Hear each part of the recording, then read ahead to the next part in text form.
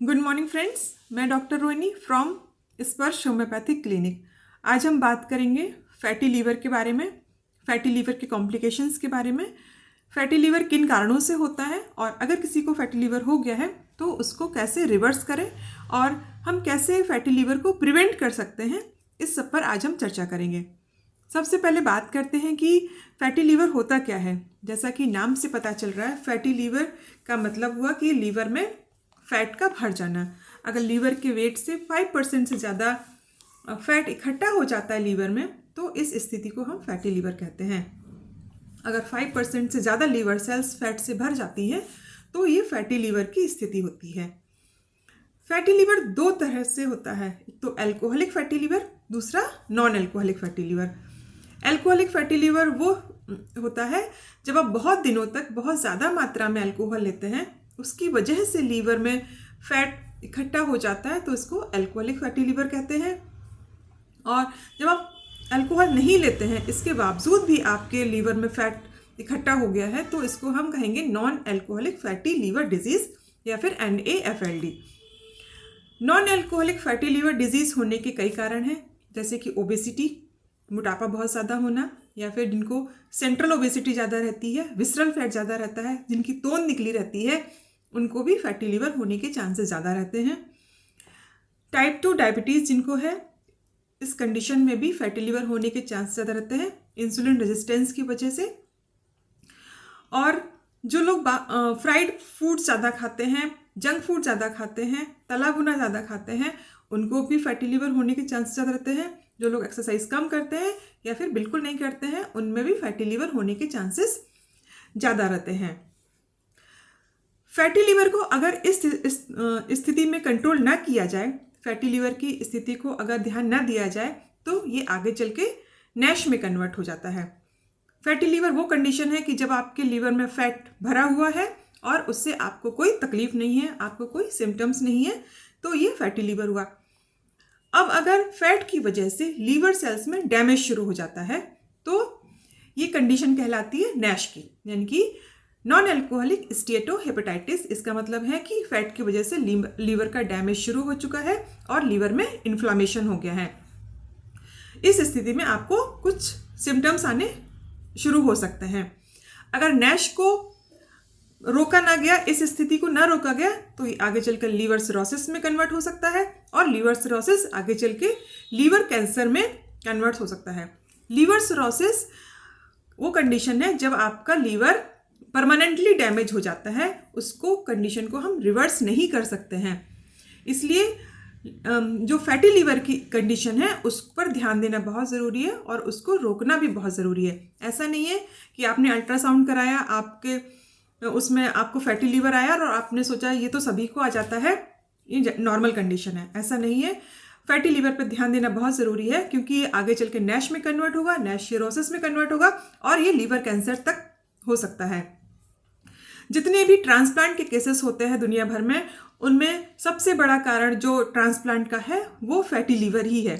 इसलिए fatty liver पर ध्यान देना बहुत ज़रूरी है। फैटी लीवर है, इसका मतलब है कि आपके जो हार्ट की ब्लड वेसल्स हैं उनमें भी फैट जमा है, जो हृदय की जो धमनियां हैं उसमें भी फैट जमा है, और इस वजह से कार्डियोवैस्कुलर डिजीज होने का भी खतरा रहता है। इसलिए अगर फैटी लीवर है तो हार्ट की डिजीज होने का भी खतरा रहता है। इसलिए फैटी लीवर पर ध्यान देना बहुत ज़रूरी है।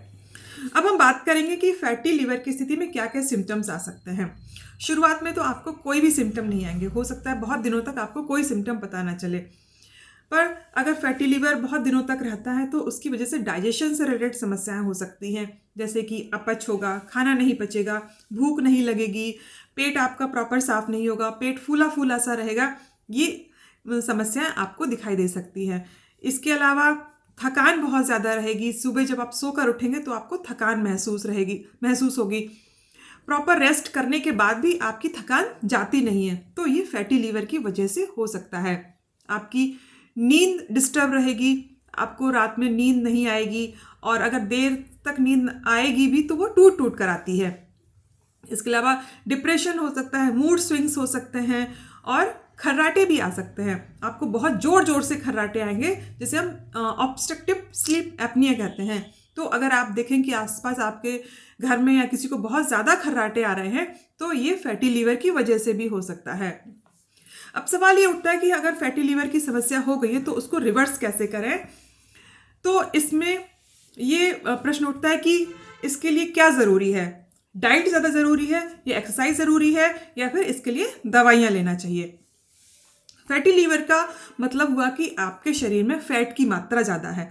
तो हमारा जो सबसे पहला गोल ये होता है कि हम अपने शरीर से फैट की मात्रा को कम करें। तो फैट की मात्रा को कम करने में सबसे इम्पॉर्टेंट जो रोल होता है वो डाइट का होता है। तो हमें ये ध्यान देने की ज़रूरत है कि हम ऐसी डाइट लें जो फैट को कम करे, ना कि उसको बढ़ाए। तो हम अपनी डाइट को 2 पार्ट में डिवाइड करेंगे, एक वो डाइट जिसको हमें नहीं लेना है, एक वो डाइट जिसको हमें लेना है। ऐसी खाने की चीज़ें हमें 2 पार्ट में डिवाइड कर लेनी है। जो चीज़ें हमें नहीं लेती हैं उनमें सबसे पहले है सिंपल कार्बोहाइड्रेट। सिंपल कार्बोहाइड्रेट का मतलब है कि मैदा और मैदे से बनी चीज़ें हमें बिल्कुल नहीं लेनी है। दूसरा सिंपल शुगर्स, जैसे कि जो भी हम एक्स्ट्रा चीनी लेते हैं, गुड़, खांड जो भी लेते हैं, ये सब सिंपल शुगर्स की श्रेणी में आते हैं। ऐसा नहीं है कि हम अगर गुड़ खाना शुरू कर दें तो वो हमें नुकसान नहीं करेगी, वो भी उतना ही नुकसान करेगी। इसलिए हम जितनी भी सिंपल शुगर्स हैं वो नहीं लेना है।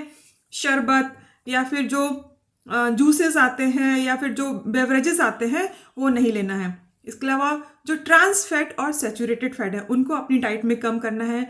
बटर, घी, इसको कम करना है और ट्रांस फैट को तो बिल्कुल ही कम कर देना है। इसके अलावा जितने भी फ्राइड फूड्स होते हैं, समोसा, कचौड़ी, जितने भी तली भुनी चीज़ें होती हैं, फ्रेंच फ्राइज़, इन सबको हमें अपनी डाइट से बिल्कुल हटा देना है, क्योंकि इन सब की वजह से फैटी लीवर होने के चांसेस बढ़ते हैं। और अगर हम कितनी भी एक्सरसाइज करते हैं और अगर इन चीज़ों को कम नहीं करेंगे तो हमारा फैटी लीवर ठीक नहीं होने वाला है।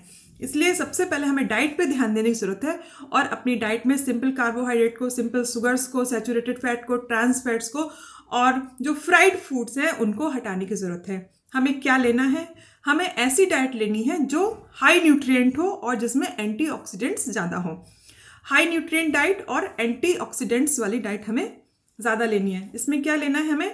हमें लेना है जो कॉम्प्लेक्स कार्बोहाइड्रेट होते हैं वो लेना है, जैसे कि साबुत अनाज, दालें, बीन्स और सब्जियां, फल। इन चीज़ों को हमें अपनी डाइट में शामिल करना, ज़्यादा से ज़्यादा शामिल करना है। तो अगर हम इन चीज़ों को शामिल करेंगे तो हमारा जो फैट है वो कम होगा। फैट कम होगा तो फैटी लीवर की प्रॉब्लम भी हमारे शरीर में कम होगा। ना बात करते हैं कि क्या एक्सरसाइज हमारी मदद कर सकती है? बिल्कुल कर सकती है। अगर हम एरोबिक एक्सरसाइजेस करते हैं, मॉडरेट एक्सरसाइजेस करते हैं, तो उससे हमें अपना वेट लॉस कम करने में मदद मिलेगी। हमारा वेट कम होगा तो हमारा इंसुलिन रेजिस्टेंस भी कम होगा और insulin resistance directly fatty liver से कनेक्टेड होता है। ऐसा माना गया है कि अगर 5 से 7% तक वेट कम होता है तो फैटी लीवर को कम करने में बहुत ही मदद मिलती है। बहुत सारी रिसर्चेस ने ये माना है कि अगर आप 5% भी अपना वजन कम कर लेते हैं तो फैटी लीवर के में सिग्निफिकेंट इंप्रूवमेंट देखने को मिलता है। पर ये जो वेट लॉस है वो स्लो होना चाहिए और स्टेडी होना चाहिए। ऐसा नहीं है कि हम एक हफ्ते में 5 किलो या एक महीने में हम 10 किलो वजन कम कर लें। ऐसा नहीं होना चाहिए।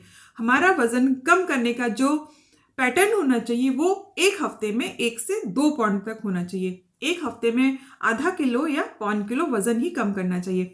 रैपिड वेट लॉस करने से बहुत सारे साइड इफेक्ट देखने को मिलते हैं, क्योंकि हमारी बॉडी मोस्टली 70% तक वाटर से बनी होती है, पानी से बनी होती है। तो जब रैपिड वेट लॉस होता है तो हमारे शरीर का पानी कम हो जाता है, जिससे हमें डिहाइड्रेशन की समस्या हो सकती है, हमारे शरीर में न्यूट्रिशन की कमी हो सकती है। इसलिए जो वेट लॉस होना चाहिए वो स्टेडी होना चाहिए और स्लो होना चाहिए। इसके लिए हमें अपने खाने में 500 से 700 कैलोरी तक कम करने की ज़रूरत है। ऐसा नहीं है कि अगर हम 2000 कैलोरी का खाना खा रहे हैं और हमने अचानक से 1000 कैलोरी कम कर दी। ऐसा करने से हमारी बॉडी में दूसरे साइड इफेक्ट देखने को मिल सकते हैं। हमें अपने खाने में 500 कैलोरी कम करने की ज़रूरत है और धीरे धीरे हम उसको बढ़ा सकते हैं। रैपिड वेट लॉस से कई सारे साइड इफेक्ट देखने को मिलते हैं। ऐसा देखा गया है कि जब रैपिड वेट लॉस होता है, वजन बहुत तेजी से कम होता है, तो जो फैटी लीवर की प्रॉब्लम है वो कम होने की वजह और बढ़ जाती है, क्योंकि जब बहुत तेज़ी से वज़न कम होता है तो बॉडी फैट को स्टोर करने लगती है और फैटी लीवर की प्रॉब्लम और बढ़ सकती है। इसलिए अपने वज़न को धीरे धीरे कम करें, बहुत तेज़ी से वज़न ना घटाएं। अब हम बात करेंगे कुछ होम्योपैथिक दवाइयों की जो हमारी फैटी लीवर की प्रॉब्लम को कम करने में मदद कर सकती हैं। होम्योपैथिक दवाइयों में जो सबसे पहली दवा है, जो सबसे अच्छी दवा है फैटी लीवर की, वो है चेलिडोनियम, इसका मदर टिंचर।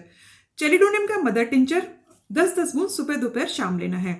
अगर आपको जॉन्डिस बार बार हो जा रहा है, जॉन्डिस की समस्या अक्सर हो जाती है, आपका पेट साफ नहीं रहता है, पेट फूलता रहता है, मुंह का स्वाद कड़वा रहता है, आपकी स्किन में खुजली होती है, स्किन ड्राई रहती है और भूख नहीं लगती है, पेट फूला फूला रखता है, तो चेलिडोनियम का मदर टिंचर 10-10 बूंद सुबह दोपहर शाम लें। आपको फैटी लीवर की प्रॉब्लम में बहुत आराम मिलेगा। इसके साथ साथ आप एक्सरसाइज को कंटिन्यू करें और अपनी डाइट पर ध्यान दें।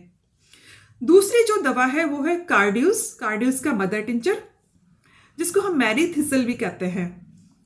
अगर अल्कोहल की वजह से फैटी लीवर की प्रॉब्लम हुई है, अल्कोहल बहुत दिनों तक आप ले रहे हैं, उसकी वजह से आपको फैटी लीवर की प्रॉब्लम हो गई है, आपके पेट में दर्द रहता है, पेट में फूला फूला लगता है, खाना ठीक से पचता नहीं है, कब्ज की समस्या रहती है, इसके साथ साथ स्किन में खुजली रहती है और वेरिकोज वेन्स हो गई हैं, इसके साथ साथ अगर पाइल्स की समस्या भी है और जो पाइल्स है उनमें ब्लीडिंग होती है, तो कार्डियस बहुत अच्छी दवा है इस तरह की प्रॉब्लम्स को ठीक करने के लिए। और स्पेशली अगर अल्कोहल की वजह से फैटी लीवर की प्रॉब्लम हुई है तो कार्डियस का मदर टिंचर 10-10 बूंद सुबह दोपहर शाम लें।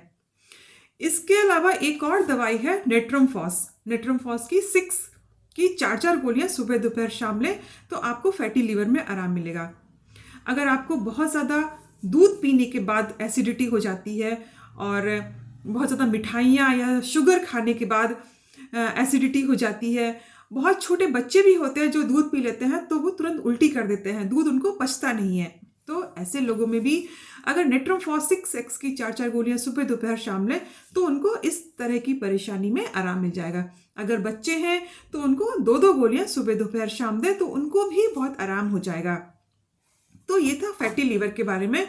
फैटी लीवर की प्रॉब्लम पे ध्यान देना बहुत ज़रूरी है, इसको इग्नोर नहीं करना चाहिए। ऐसा नहीं है कि अल्ट्रासाउंड में अगर फैटी लीवर आया तो आप ये सोचकर इग्नोर कर दें कि फैटी लीवर की समस्या तो बहुत कॉमन है और ये अक्सर हो जाती है और इससे कोई प्रॉब्लम नहीं है। ऐसा नहीं है, फैटी लीवर आगे चल के नैश में कन्वर्ट हो सकता है, जो कि सिरोसिस और लीवर कैंसर तक हो सकता है उसकी वजह से। और फैटी लीवर ही बहुत जो ट्रांसप्लांट है उनका बहुत बड़ा कारण है फैटी लीवर, और फैटी लीवर की वजह से हृदय की जो धमनियां हैं उनमें भी फैट जमा हो सकता है और कार्डियोवैस्कुलर डिजीजेस या फिर हृदय की बीमारियों का खतरा भी रहता है।